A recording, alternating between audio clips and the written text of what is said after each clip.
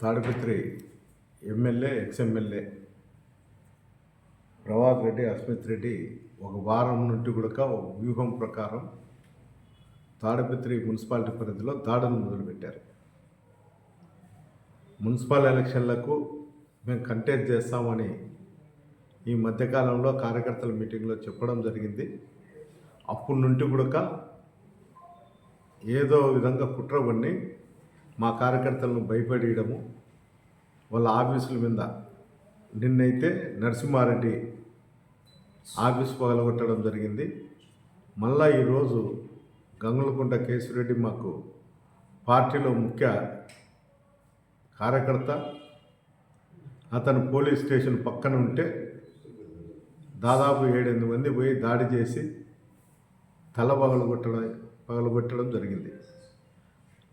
అక్కడి నుండి కేశిరెడ్డిని హాస్పిటల్ తీసుకొచ్చి కొంతమంది కార్యకర్తలు అతను చూడనీకి మున్సిపాలిటీ పరిధిలో ఉన్నటువంటి కార్యకర్తలు అందరూ కూడా మా ఆఫీస్ దగ్గర ఉండేటువంటి వాళ్ళు కూడా నా వాహనాలు కూడా 3 వాహనాల్లో అక్కడ పోవడం జరిగింది. కేశిరెడ్డిని చూసి ఏ విధంగా జరిగిందని చూడనీకి పోవడంతో ముఖ్యముడిగా అక్కడి నుండి కూడా తెలుగుదేశం కార్యకర్తలు గూండాలు బంగాకు సారా తాగి ఒకేసారి 3 వెహికల్ మీద దాడి చేసి వెహికల్ పగలగొట్టడం కూడా జరిగింది.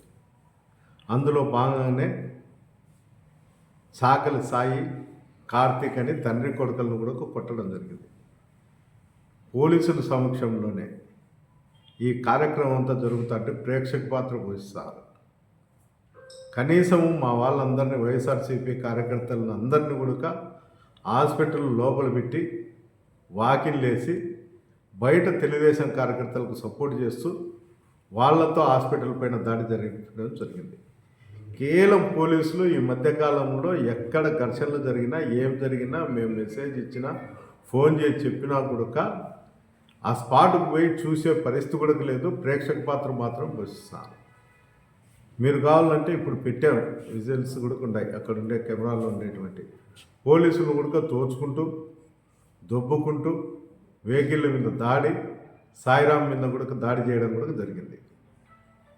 ఎన్నిసార్లు మేము పోలీసు అధికారులకు చెప్తానే కూడా ప్రేక్షక పాత్ర కానీ అసలు ఇక్కడ పోలీస్ డిపార్ట్మెంట్ ఉందని కూడా ఆలోచన కూడా ప్రజల్లో కూడా లేదు.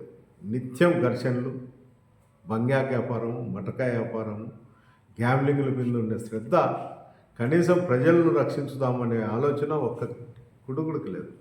ఇక్కడ అధికారులు ఉండారో లేదో కూడా తెలియడం లేదు.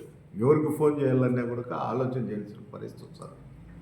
ఎంతసేపు ఉన్నా మా సెల్లు గుండా మెసేజ్లు పెట్టడం, పై అధికారులు, జిల్లా అధికారులకు కావచ్చు, ఇక్కడ ఉండేటువంటి డిఎస్పీ ఎస్పీలకు కావచ్చు, మెసేజ్లు పెట్టి ఎన్ని రోజులు మేము వాళ్ళు దానికి రిప్లై ఇవ్వకపోతే వాళ్ళు రక్షించుతారనా లేకపోతే వాళ్ళు ప్రొటెక్ట్ చేస్తారనా లేదా అనేది కూడా మాకు అర్థం కావడం లేదు.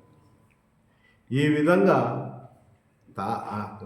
ఆంధ్రప్రదేశ్లో ప్రతి నిత్యము ఎక్కడనో సాట ఏదో ఒకటి జరుగుతుంటే తాడిపత్రిలో మటుకు రాయలసీమలో తాడిపత్రిని ఒక అడ్డాగా తీసుకొని వైఎస్ఆర్సీపీ నాయకులపైన కార్యకర్తలపైన గలాటం చేయడం, నిత్యం బైండోర్ కేసులు పెట్టడం, పోలీస్ అధికారులు భయపడేయడం, ఇది ఎంత దూరం పోతుందో కూడా ఆలోచన చేయడం లేదు. ఏమన్నంటే కన్నా ఎక్స్ఎమ్మెల్యే పైన 307 కేసు పెట్టి లోపల పంపేయండి అని చెప్తారు. మేము ఇక్కడ సిఐ గారిని ఏటికి సార్ ఇంత ఆలోచన చేస్తారంటే పైన డీజీపీ గారి నుండి కూడా మాకు ప్రెజర్లు ఉన్నాయి, నీ మీద కేసులు పెట్టమని, ఇది పరిస్థితి చెప్తారు. అంటే పోలీస్ వ్యవస్థ ప్రజలను కాపాడేదానికోసం ఉందే, లేకపోతే తెలుగుదేశం కార్యకర్తలకు కొమ్ము కాస్తూ వారితో పాటు ఇల్లు కూడా దాడి చేస్తూ ఈ విధంగా చేయడం జరుగుతుంది. ఎంత దూరం ఒకవేళ తెలుగుదేశం కార్యకర్తలు మా మీద దాడి చేస్తే మేము రక్షణ కోసం మేము అడ్డుపడుకోవడమో ఏదో ఒకటి చేస్తారు. వాళ్ళతో పాటు పోలీస్ అధికారులు కూడా తోడి దాడులకు పాల్గొంటే ఇది ఎంతవరకు కూడా సహించలేనిది. కనీసం తాడిపత్రిలో వైఎస్ఆర్సీపీ నాయకులకు రక్షణ కూడా కరువు అయిపోతుంది. పోలీస్ స్టేషన్లకు పోతే కంప్లైంట్లు తీసుకోరు, ఒకవేళ తీసుకున్నారని దెబ్బలు తగిలి ఇప్పుడు గంగులకుంట కేసు పెడితే కేశిరెడ్డి మీద కూడా కౌంటర్ కేసు పెట్టేదానికి కూడా తయారవుతారు. కనీసం ఒకసారి ఆలోచన చేయండి, ప్రజలు ఎట్లున్నారు, ఏం కథ, ఇక్కడ ఎంతవరకు భద్రత కల్పిస్తున్నారు. జిల్లా అధికారులకు పట్టదు, ఇక్కడ ఉండేటువంటి పోలీసులకు కూడా అసలు పోలీసు అధికారులు ఇక్కడ ఉండారో లేదో కూడా తెలియడం లేదు. ఎప్పుడో రోజు ప్రజల్లో చైతన్యం వచ్చిన రోజు చాలా ఇబ్బందులకు గురయ్యే పరిస్థితి వస్తుంది. నిరసన వ్యక్తం చేస్తారు, స్టేషన్ల దగ్గరికి పోయి ఇంకోసారి పోయి.